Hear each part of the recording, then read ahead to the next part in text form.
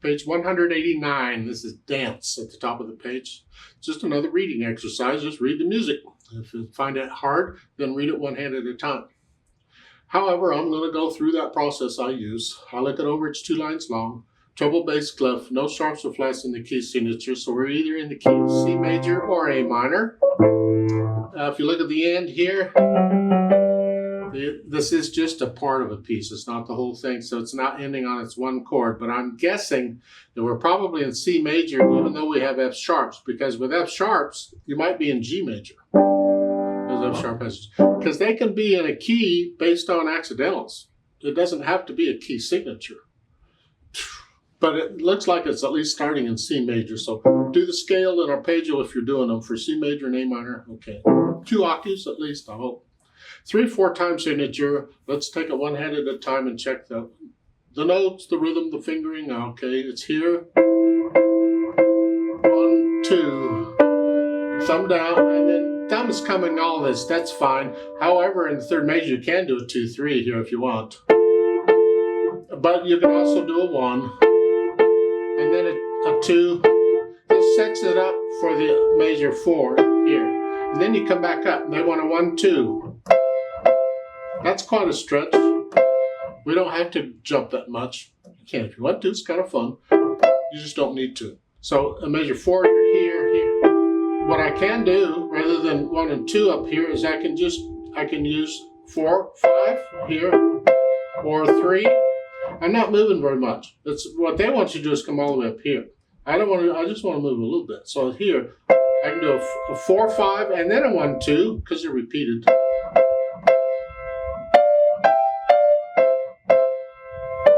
And why they want 1 and 2, I don't really know, because if you do 1 and 3, you can do that. And in my mind, that makes more sense to do that. Just be in this position, 1 and 3 rather than 1 and 2. So it would be 4, 5, and then 1. And just stay there until the last measure. Now it's 2, 4, but they're repeated notes. So, and the left hand, let's see what it's up to. Scrunch up, reach down. Now because we're just going down and back up, you can stay here, don't collapse, just stay here. Now collapse. They want a thumb again. And that works, that's okay. I mean, there's possibly other fingers, but this is fine for the left hand. So then I put the hands together and see. And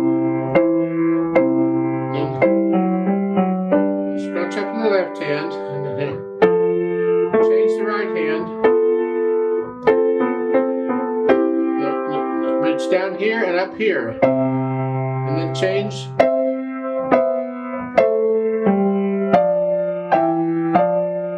The right hand changes.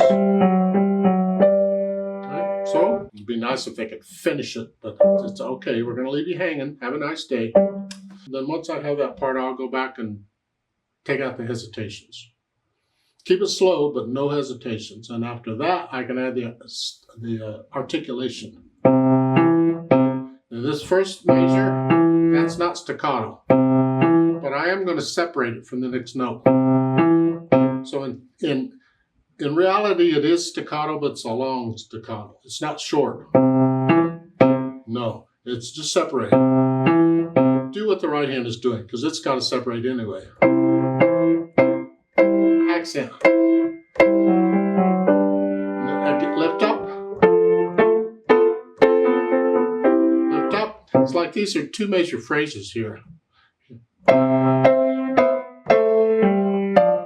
Measure 7. Yeah, it's like ba-yum, bum, feel to this dance. What's a dance? Okay.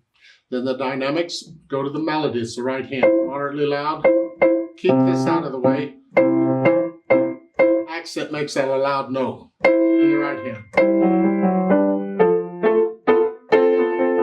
And then the measure 5, you get a crescendo. You're going to go up to loud for measure 7.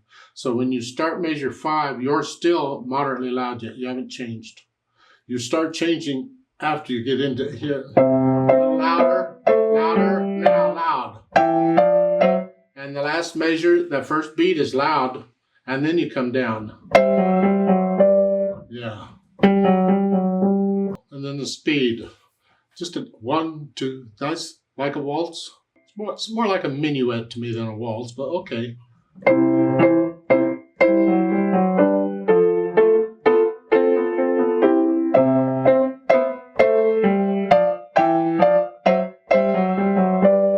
Two, three, somewhere in there. Make sure the first beat of a measure has that natural accent. 1, 2, 3, 1. Okay. Let's play it together slowly and check the notes and the rhythms. I'm not going to do the dynamics. We're just checking notes and rhythms. I will do the articulation. I'll give us 3 counts. 1, ready, go.